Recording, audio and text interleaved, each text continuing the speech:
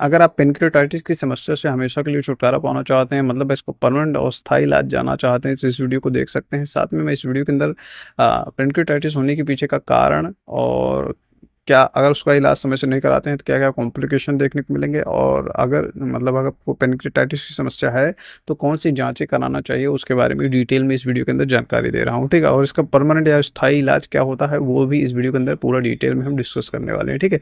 सबसे पहले ये समझ लेते हैं कि व्हाट इज़ पेनक्रेटाइटिस। तो पेनक्रेटाइटिस एक ऐसी अवस्था है जो आपका पेनक्रियाज आर्गन होता है, उनमें सूजन आ जाती है, दर्द होने लगता है, तो उस कंडीशन को हम पेनक्रेटाइटिस बोलते हैं, ठीक है? जनरली ये मुख्य रूप से 2 प्रकार का होता है। एक एक्यूट कंडीशन डेवलप होती है, तब उसको एक्यूट पेनक्रेटाइटिस बोल देते हैं। एक क्रॉनिक, मतलब बार-बार रिलैप्स हो रही है, बार-बार समस्या उत्पन्न हो रही है, उसको हम क्रॉनिक बोल जाते हैं, ठीक है? एक्यूट के कुछ अलग कारण देखने को मिलते हैं, क्रॉनिक अगर हो गया, पुराना हो गया, तो उसके कुछ अलग मुख्य कारण देखने को मिलते हैं। जनरली आप थोड़ा-सा अगर मैं समझाऊँ तो पेनक्रियाज का काम क्या होता है? पेनक्रियाज का काम जनरली ये होता है कि अगर आपके शरीर के अंदर जो भी आप भोजन लेते हैं या खाना खाते हैं, कुछ भी खाते हैं, तो उनको डाइजेस्ट करने का काम करता है। वहाँ पे ऐसे जूसेस निकलते हैं, एंजाइम्स निकलते हैं, जो कि आप जो भी भोजन ले रहे होते हैं, उनको पचाने का काम करते हैं, ठीक है? जनरली जो व्यक्ति भी जो भी जिनका भी पेनक्रियाज में डिस्टर्बेंस आएगा या पेनक्रेटाइटिस हो जाएगा या अदर कोई बीमारी हो जाएगी उसमें, तो होता क्या है कि आपका जो खाना जो भी खाते हैं, वो सही तरीके से डाइजेस्ट नहीं होता, पचता नहीं है, जिसकी वजह से जनरली समस्याएँ उत्पन्न होती है, ठीक है? मतलब थोड़ा-सा भी कुछ खाना-पीना खाएँगे, जनरली आपका हमेशा इंडाइजेशन बना रहेगा, मतलब कुछ भी खाएँगे पचेगा नहीं ज़्यादातर केसेज़ के अंदर, ठीक है? और आपने ये जनरली देखा होगा, जो व्यक्ति भी पेनक्रेटाइटिस की समस्या से जूझ रहा होगा, तो वो ज़्यादा मतलब हेल्दी नहीं होगा, हमेशा पतला-दुबला या ऐसे ही बना रहेगा, मतलब एकदम सूखी हड्डी जैसा शरीर बनता जाएगा। क्योंकि जो भी खा रहा है पच रहा नहीं है शरीर में, उसको लग नहीं रहा है, तो फिर समस्याएँ आती रहती हैं, ठीक है? तो पेनक्रेटाइटिस एक बहुत ही कॉमन और मतलब कॉमन हो ही चुकी है आज के समय में, बहुत सारे लोगों को सुनने को मिलता है, ठीक है? अगर एक्यूट पेनक्रेटाइटिस आपको है, तो मुख्य रूप से इसके 7 कारण देखने को मिलते हैं, जिसकी वजह से आपको एक्यूट पेनक्रेटाइटिस की समस्या देखने को मिलती है। नंबर 1 पे आता है गॉल ब्लैडर स्टोन, यानी कि आपके पित्ताशय के अंदर पथरी बन रही है, जिसकी वजह से धीरे-धीरे इन्फ्लेमेशन और नेक्रोसिस डेवलप हो रही है। उसकी वजह से क्या है, आपको मतलब एक्यूट पेनक्रेटाइटिस की समस्या उत्पन्न होती है। दूसरा रहता है अल्कोहल कंजप्शन, यानी कि बहुत ज़्यादा अत्यधिक शराब का सेवन करते हैं, तो उसकी वजह से आपको एक्यूट पेनक्रेटाइटिस होता है। बाकी आपके शरीर के अंदर हाइपर ट्राइग्लिसराइडीमिया, अगर ये कंडीशन डेवलप होती है तो भी ये समस्या होती है, सारी जांच के अंदर ही देखने को मिलती है, ठीक है? या कोई लंबे समय से आप ड्रग्स ले रहे हैं, यानी कि मेडिसिन ऐसी कोई ले रहे हैं, एग्जांपल के तौर पे जैसे बहुत ज़्यादा एलोपैथिक मेडिसिन में स्टेरॉइड वगैरह का इस्तेमाल करते हैं, तो उसकी वजह से भी समस्याएं उत्पन्न होती हैं, ठीक है? बाकी एब्डोमिनल ट्रॉमा या पोस्ट इंजरी, मतलब ये है कि ऐसी कोई अवस्था डेवलप हो जाती है, जैसे एक्सीडेंट हो जाता है या कोई सर्जरी करा रहे हैं, उसमें ऐसा कुछ क्षतिग्रस्त आपके अंग हो जाते हैं, उसकी वजह से जनरली ये समस्याएं देखने को मिलती हैं, ठीक है?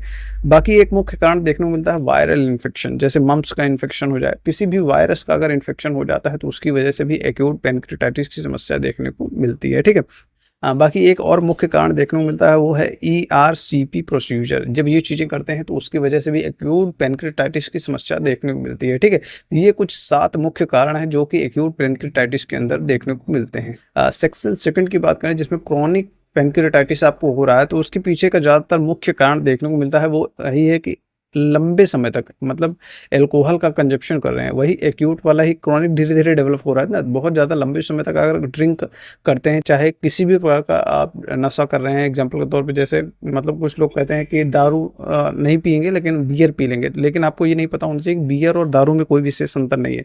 तो डेफिनिटली ये फुल चांस रहता है कि आपको क्रॉनिक पेनक्रेटाइटिस की समस्या उत्पन्न करेगा, ठीक है? बाकी दूसरा मुख्य कारण होता है जेनेटिक म्यूटेशन, ठीक? तीसरा इसमें मुख्य कारण देखने को मिलता है, वो है ऑटो इम्यून पेनक्रेटाइटिस, ठीक है? ये एक मुख्य कारण है। बाकी ऑब्स्ट्रक्शन काज, मतलब पेनक्रियाज के अंदर जो कोई ऐसी चीज़ें डेवलप हो रही हैं, जो डक्ट्स होती हैं, उनमें ऑब्स्ट्रक्शन पैदा हो रहा है, जिसकी वजह से वहाँ पे जूसेस बराबर तरीके से बाहर नहीं निकल पा रहे हैं, जिसकी वजह से वहाँ पे धीरे-धीरे इन्फ्लेमेशन प्रोड्यूस होने लगता है या क्रिएट होने लगता है, जिसकी वजह से ज़रूरी आपको पेनक्रेटाइटिस की समस्याएँ देखने को मिलती हैं, ठीक है? तो यही कुछ 4 मुख्य कारण हैं, जिसकी वजह से जनरली आपको क्रॉनिक पेनक्रेटाइटिस की समस्या देखने को मिलती है, ठीक? ज़्यादातर केसेज़ के अंदर कौन से ऐसे लक्षण हैं, जिनको देख के आप पहचान सकते हैं कि आपको एक्यूट पेनक्रेटाइटिस की समस्या उत्पन्न हो रही है? तो नंबर 1 कारण रहता है अचानक शुरू होने वाला बहुत तेज़ सा दर्द, ठीक है?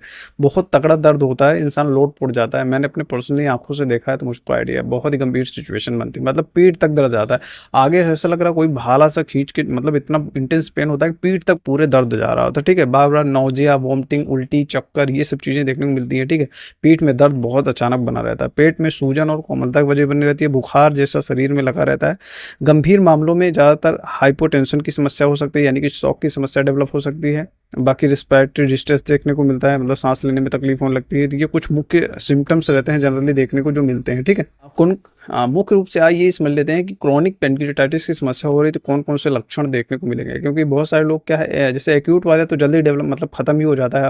हफ्ता 15 दिन, महीने अगर दवा खा लेता है तो एकदम खत्म हो जाता है। लेकिन क्रॉनिक वालों के लिए बहुत ज़्यादा दयनीय स्थिति होती है। क्या है, रिकरेंट एब्डोमिनल पेन, यानी कि अचानक उनको हमेशा बार बार बीच बीच में पेट के अंदर दर्द देखने को मिलेगा। ये सबसे कॉमन सिम्टम है जनरली इसकी वजह से। और होता दर्द कैसा है, मतलब ऐसा दर्द होता है जैसे कोई पीठ तक, मतलब आगे से शुरू होता है और पीठ तक दर्द बना रहता है। जैसे कभी कभार क्या है कि वो मतलब इतना ज़्यादा सही नहीं हो जाता है कि पेन किलर मेडिसिन वगैरह लगाने पे, इंजेक्शन वगैरह लगाने पे भी समस्याएं नॉर्मल नहीं हो पाती हैं। ठीक, सबसे बड़ा मुख्य लक्षण जो जनरली देखने को मिलता है वो ये है कि जो भी भोजन करते हैं, यानी कि जो भी खाना खाते हैं, कुछ भी पचता नहीं है।